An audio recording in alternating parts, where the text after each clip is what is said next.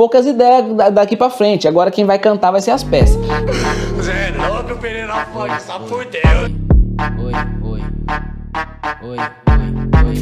Salve família, boa pra nós, professor Pereira aqui na voz, professor de História e Geografia formado pela Unesp, certo? E hoje, sem buchiche nenhum, a gente vai montar um mapa mental pra gente estar estudando a independência dos Estados Unidos, certo? A independência estadunidense, beleza? E aí, professor, por que você tá nessa roupinha aí? Tô nessa roupinha aqui, família, porque a roupinha é mais ou menos pique dos caras, pique do George Washington aí que vocês vão ver na aula. Aí você fala, mas é a mesma roupa aí da aula de iluminismo. É, família, vocês vão ver que tá bem relacionada a aula de iluminismo com a aula de independência dos Estados Unidos, tem fortes relações. Inclusive, não só o iluminismo, como também a Revolução Francesa, mas vocês vão pegar todas essas visões aí ao longo da aula, certo? Vamos começar como então? Vamos começar falando da colonização, pra gente contextualizar tudo isso aí, beleza? Por quê? Porque a colonização dos Estados Unidos foi um pouco diferente da colonização do Brasil.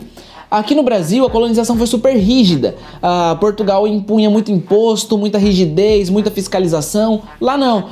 Lá foi uma colonização frouxa. É isso mesmo. Era frouxa a colonização dos Estados Unidos. A Inglaterra não ficava fiscalizando muito, cobrando muito imposto. E isso até a metade do século XVIII. Por quê? Porque a Inglaterra, durante esse período colonial anterior ao século XVIII, passou por várias crises internas. Passou pela Reforma Protestante, passou pelas revoluções inglesas, puritana e gloriosa, passou por várias crises ali, e eles não ligavam muito para essas 13 colônias aí dos Estados Unidos, certo? Pegou a visão? E aí o que aconteceu? Já que era tudo meio frouxo, eles foram permitindo que as colônias fossem se criando, que os caras fossem se criando. Essa autonomia que as colônias tinham para se desenvolver, elas aproveitaram e foram evoluindo, foram se desenvolvendo economicamente. Principalmente as colônias aqui mais do norte. Entre as 13, as mais do norte aqui foram as que mais se desenvolveram, beleza?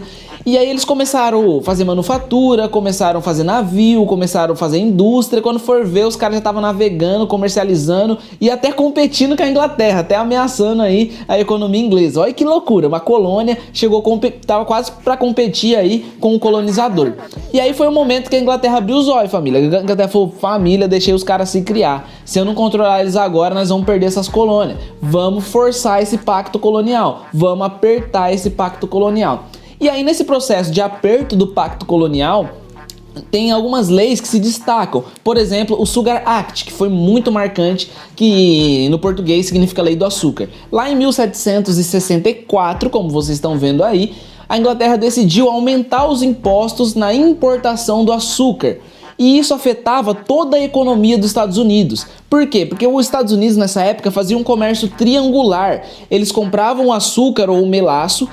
Com o açúcar, o melaço, eles faziam o rum, e o rum eles trocavam por escravos na África. Então impactava toda a economia dos Estados Unidos, a Sugar Act, a lei do açúcar, o aumento dos impostos sobre o açúcar, certo? Então foi muito marcante. Depois ainda, no ano seguinte, em 1765, surgiu o Stamp Act, que significa lei do selo, certo? O que significava? Toda publicação, jornal, revista, periódico, tudo que fosse impresso como meio de informação, tinha que ter um selo da Inglaterra autorizando aquela publicação.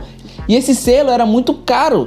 E aí era um meio, inclusive, tanto de lucrar, que a Inglaterra nesse momento, agora já no final do século XVIII, estava querendo dinheiro, tanto porque ela passou por crises, quanto também porque ela estava passando pelo processo de revolução industrial, mas ela também queria, com isso, criar uma espécie de censurar tudo que era publicado dentro dos Estados Unidos, ter um controle ali sobre tudo que era publicado, para ver se os caras não estavam tendo ideia iluminista, né? Ideia iluminista não recebia o selo, certo? Então foi mais ou menos essas ideias. E além disso, a gente teve imposto em vários outros produtos, como por exemplo no vidro, no papel, no chá. O chá também é bem emblemático, mas vocês vão ver mais pra frente. Dá pra dizer que o chá era um produto muito valioso nesse período, valia muita grana o comércio de chá, certo? Isso lá em 1767. Lembrando que em história a gente não precisa ficar decorando as datas não, a gente fala as datas aqui pra gente estabelecer relações, saber o que vem antes e o que vem depois, certo? Então o que vai acontecer? Claro que depois que a Inglaterra aperta esse pacto colonial, tenta censurar os caras através do selo, os colonos dos Estados Unidos, os moradores dessas colônias dos Estados Unidos,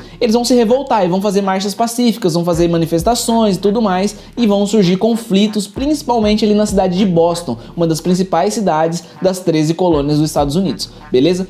Bom, um evento bem marcante aconteceu lá em 1770. Manifestantes estavam ali pacificamente, ali fazendo sua marcha, falando aí, a gente quer a queda dos impostos e tudo mais, pá. E aí, na maior crocodilagem, os soldados aí da Inglaterra sacaram as peças e abriram fogo contra os manifestantes que estavam ali até então pacificamente. Isso foi conhecido como o Massacre de Boston, porque eles mataram dezenas de pessoas que estavam ali se manifestando e que estavam ali pacificamente até então. E aí vocês vão ver que o bagulho vai virando uma bola de neve. Depois do massacre de Boston, os colonos dos Estados Unidos, os moradores ali das colônias dos Estados Unidos, eles vão falar, não vai ficar assim não, família. Não vai, a gente vai dar o troco. E eles vão montar uma emboscada 3 anos depois, lá em 1773. Em 1773, os caras se fantasiam, os caras se vestem com roupas de indígenas ali da América do Norte. Então eles colocam roupa de pele, colocam pena, pinta o rosto, pinta o corpo e fica ali só na espreita, só esperando. Aí quando chegam os navios da Inglaterra, os caras atacam, invadem os navios, roubam as riquezas, jogam o chá tudo no mar, gerando um prejuízo gigantesco, aí, talvez milionário, para a Inglaterra nesse momento. E aí isso fica conhecido como a Festa do Chá de Boston, ou também a Party in Boston, sei lá, não sei pronunciar em inglês, certo? Mas tem os dois nomes aí, beleza? Vai ficar barato? Não, a Inglaterra vai revidar também. Mas agora a Inglaterra vai revidar a partir de leis, que a Inglaterra vai chamar de leis coercitivas, mas que os estadunidenses, que os colonos dos Estados Unidos vão chamar de leis intoleráveis, que eram leis bastante severas, bastante pesadas, que reforçavam ainda mais esse pacto colonial.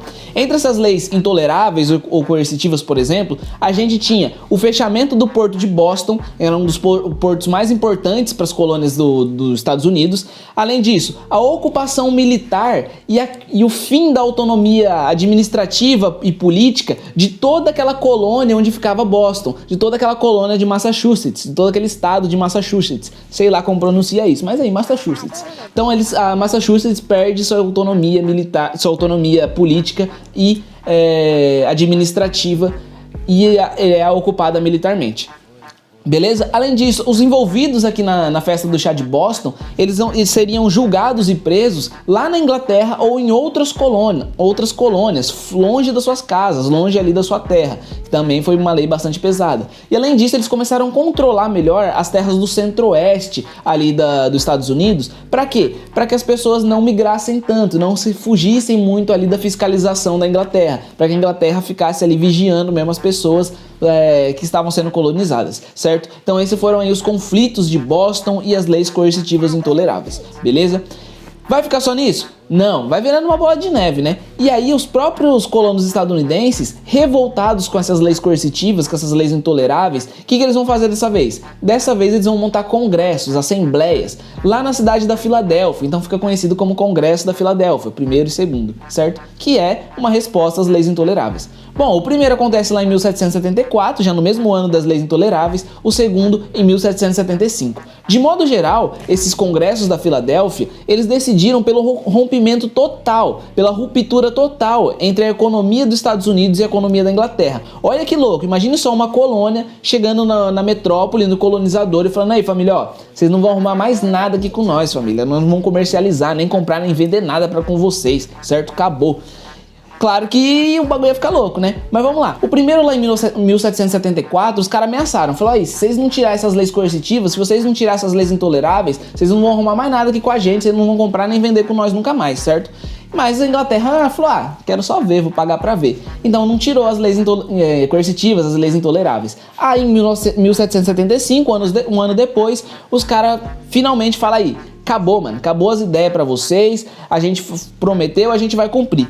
Tem até um jornalista, um tal de Thomas Paine, que ele diz o seguinte, passou o tempo de falar, agora as armas têm a palavra. Então o que ele tava dizendo? Ele falou, mano, poucas ideias daqui pra frente, agora quem vai cantar vai ser as peças. E aí ele vai declarar esse rompimento total entre Inglaterra e Estados Unidos, esse rompimento econômico total, e inclusive vai surgir nesse momento o desejo fortíssimo de independência, vai surgir aí inclusive o primeiro decreto de independência aqui da América, lá em 1776, elaborado principalmente ali pelo Thomas Jefferson, com forte influência iluminista, que marcava aí o desejo de ruptura, de separação entre Estados Unidos e Inglaterra, certo?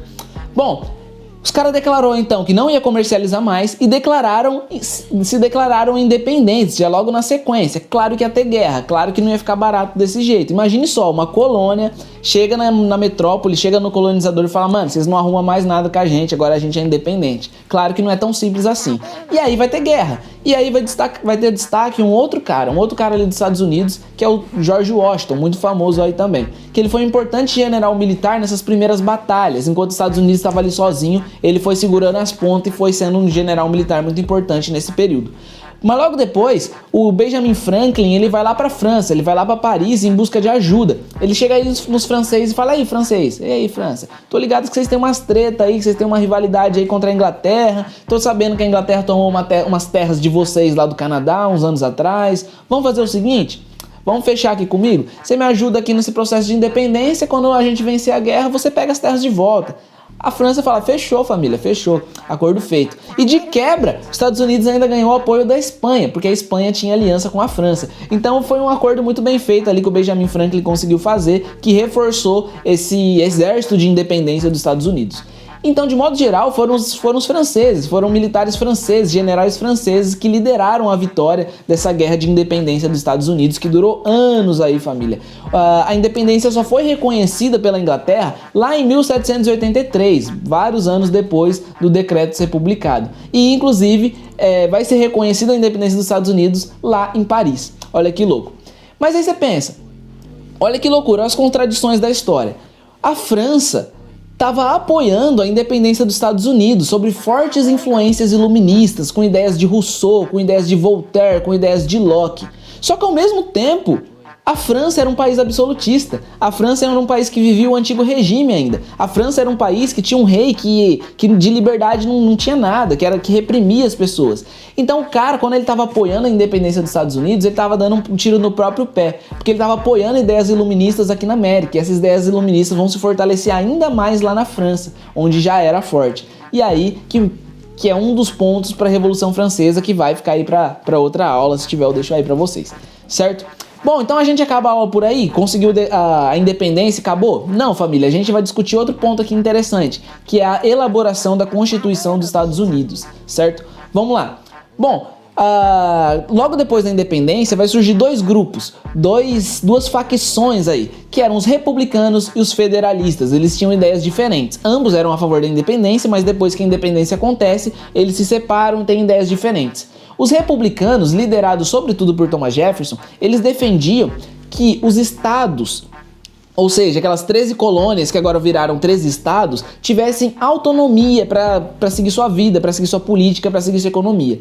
Então, para os republicanos, eles deveriam eleger um líder nacional, um presidente, um primeiro-ministro, que fosse só representativo, só um cara, uma figura pública, representativa, diplomática, mas que cada estado, que cada uma das antigas 13 colônias tivessem sua autonomia para criar suas leis, para criar sua economia e tudo mais. Essa era a ideia dos republicanos. Os federalistas, por outro lado, que se destaca muito o George Washington, eles eram o contrário. Eles pregavam que os estados, que as antigas colônias, cada uma das 13, tivesse pouca autonomia e o poder maior fosse centralizado em um único líder, em um único presidente que governasse ali o país e criasse as leis mais importantes para todos os estados, criando aí um estado unido, os Estados Unidos, certo? E daí até que vem o nome da nação.